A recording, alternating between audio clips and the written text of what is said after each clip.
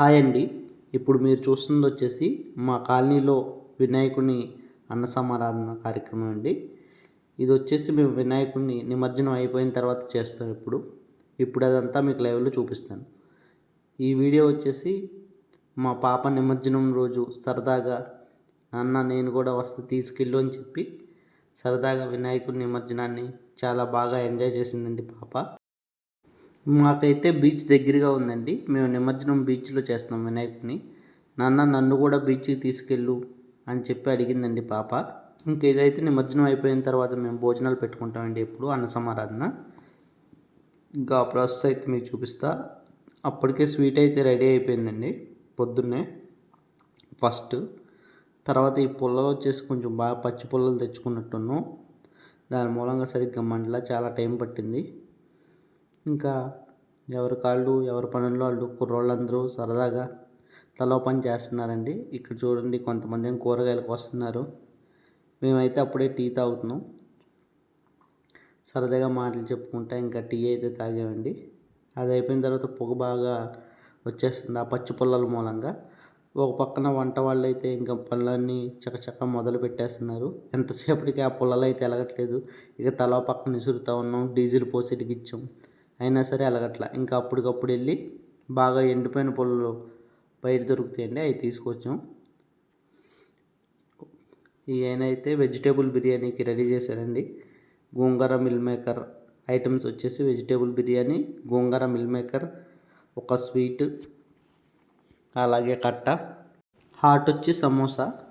ఇంకా బిర్యానీ అయితే ప్రిపేర్ చేయడం స్టార్ట్ చేశారు. పుల్లలో పచ్చి పుల్లలు మూలంగా సరిగ్గా ఎలగలేదు. బాగా లేట్ అయిపోయింది. అంటే పుల్లలు ఎండి కొని తెచ్చారు కదా, ఇంక వెలుగుతూ స్టార్ట్ అయింది.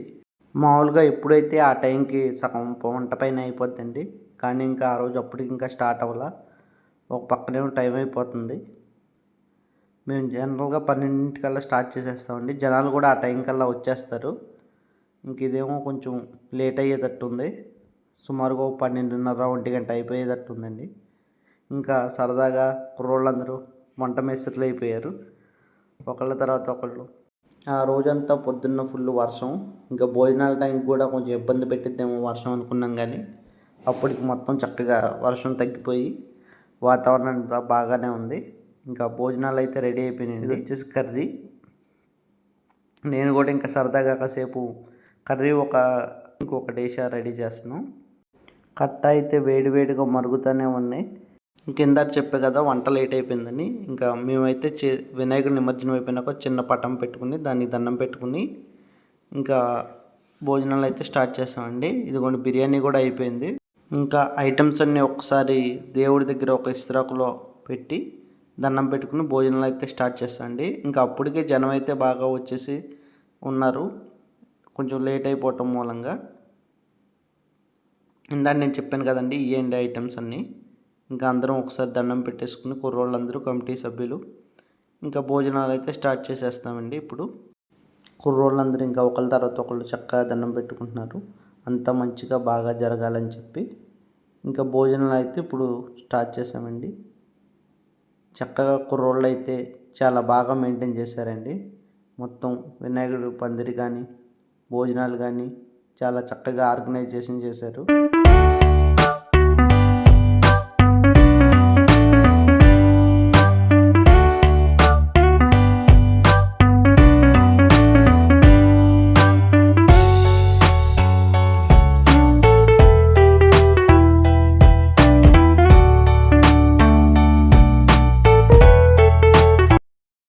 ఇంకా వర్షం పడింది కదా, జనం కూడా కొంచెం ఇబ్బంది పడతారనుకున్నాం. కానీ ఆ టైంకి అయితే వర్షం కూడా లేదండి. చాలా బాగా జరిగింది. అందరూ చక్కగా ఈ కార్యక్రమంలో పాల్గొన్నారు. మంచిగా దేవుడి ప్రసాదాన్ని కూడా తీసుకున్నారండి. జనం కూడా చక్కగా మేము అనుకున్న దానికంటే ఎక్కువే వచ్చారు. మేము కూడా అందుకని కొంచెం ఎక్కువగానే ఐటమ్స్ ఈసారి వేసుకున్నామండి.